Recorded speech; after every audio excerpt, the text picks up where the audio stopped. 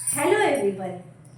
मैं सही फैसले नहीं लेता हूँ। जब मैं फैसले ले लेता हूँ फिर मैं उसको सही करके दिखाता हूँ। जिसने भी ये बात कही है, क्या खूब बात कही है। ये बात कही है रतन टाटा जी ने। रतन टाटा का नाम जो है, ऐसा कोई व्यक्ति नहीं होगा भारत में जिसने सुना ना हो। वो वास्तव में हमारे भारत के रत्न थे।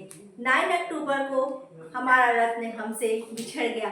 सारे भारतवासी चाहते हैं कि रतन टाटा को भारत रत्न दिया जाए, लेकिन टाटा जी ने विनम्र निवेदन किया था कि मुझको भारत रत्न न दिया जाए, मतलब आप लोग इसके लिए कोई कोशिश ना कीजिए, मैं समाज सेवा के कार्य में लगा हुआ हूँ।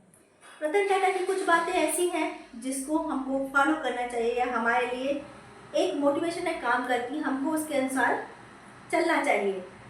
रतन जी का कहना था कि आप बिलीवर बनिए, ड्रीमर बनने से पहले बिलीवर बनिए।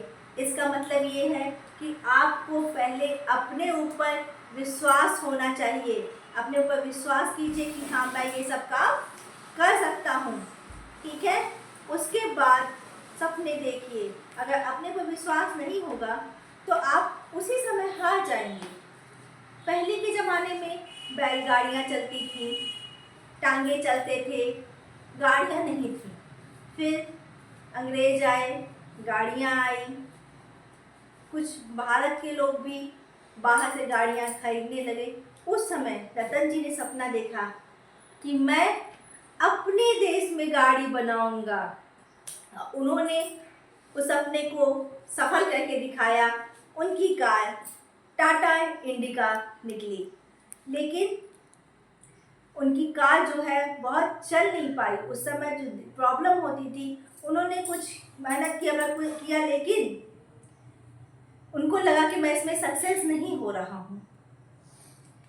तो उन्होंने सोचा कि क्यों ना मैं इसको बेच दूँ अपनी कंपनी को, और फोर्ड कंपनी से उन्होंने एक डील पक्की की कि मैं अपनी कंपनी को, जो टाटा इंडिका बनाता हूँ, कार बनाता हूँ, मैं उसको बेचना चाहता हूँ। तो डील पक्की हुई। फोर्ड साहब और रतन जी बैठे आमने सामने। तो फोर्ड साहब ने एक बात कही।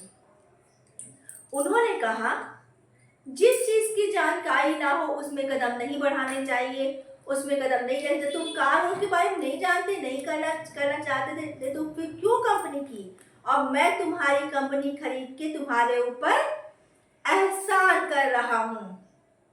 तो उस समय रतन जी को ये बात बहुत अंदर तक चुभ गई। उन्होंने कोई जवाब नहीं दिया, चुपचाप वहां से चले आए। तब जो है, जब वो वापस अपनी कंपनी में पहुंचे तो उन्होंने सारे वर्कर्स से कहा, हमको जी तोड़ मेहनत करनी, अपनी सारी ताकत अपनी कार बनाने में झोंक देनी है। और 10 साल के अंदर टाटा इंडिका भारत के घर घर के लगभग घर घर में पहुंच चुकी थी और वो कामयाब थे। और इधर फोर्ड की कंपनी जो वैगन वगैरह बनाती थी, वो धीरे धीरे डाउन हो रही थी। और 10 साल बाद फिर वही समय आया। रतन जी ने कहा, फोर्ड की कंपनी डूबने वाली है, क्यों ना हम इनके कोई सहायता की जाए। तो वो लोग फिर मीटिंग फिक्स हुई, फिर उनकी डील हुई और इस समय रतन जी ने उनकी कंपनी को खरीदा। और फिर फोर्ड महोदय ने कहा, आज आपने मेरी कंपनी खरीद के मेरे ऊपर एहसान किया है। लोग वही थे, चीज वही थी, डील वही थी, लेकिन जो रतन जी कल अपनी कंपनी उनको बेच रहे थे, आज 10 साल की जी तोड़ मेहनत के बाद उन्होंने उनकी कंपनी को खरीद लिया। इनकी इस चीज से ये बात कहती है कि किसी का जवाब मत दो। कोई अगर तुमको बुरा भला कह रहा है, उसको मत सुनो, जवाब बिल्कुल मत दो। क्यों? आप खामोशी से मेहनत कीजिए, आपकी सफलता एक दिन जरूर शोर मचाएगी। और इसी तरह से आज टाटा इंडिका घर घर में पहुंच गई। एक बार रतन जी जो है, जा रहे थे, वहाँ पे ट्रैफिक में अचानक से उनकी गाड़ी रुकी और बारिश होने लगी। उन्होंने देखा बगल में एक मीडियम वर्गीय परिवार जिसमें बीवी, बच्चे और हस्बैंड थे। हस्बैंड ड्राइव कर रहा था, लेकिन बारिश की वजह से उसको अपनी गाड़ी किनारे लगानी पड़ी। रतन जी ने सोचा क्यों ना ऐसी कार बनाई जाए जो मीडियम वर्गीय, जिनके पास अधिक पैसा नहीं है, इनकी सैलरी कम है, उनके पास भी हो और उनके जब वो कहीं जाए तो सेफली जाए, क्योंकि टू व्हीलर से फोर व्हीलर सेफ होती है। बारिश आ गई, कोई प्रॉब्लम हो गई तो उसमें वो सेफ रह सकते हैं। यही बात उन्होंने एक पत्रकार से कह दी। पत्रकार जी ने पूछा, रतन जी आप लगभग कितने तक की कार बनाना चाहते हैं? तो उन्होंने कहा 1 लाख के अंदर जो कार बन जाए मैं ऐसी कोशिश कर रहा हूँ। पत्रकार ने इस बात को हर जगह पहुंचा दी कि रतन टाटा लाख टकिया कार बनाने वाले हैं। और आप सबको याद होगा कि नैनो कार मार्केट में आई थी। हालांकि वो सक्सेस नहीं हुई क्योंकि कमजोर थी उसकी बॉडी, इसलिए वो सक्सेस नहीं हुई, सेफ नहीं थी, लेकिन कोशिश किया उन्होंने।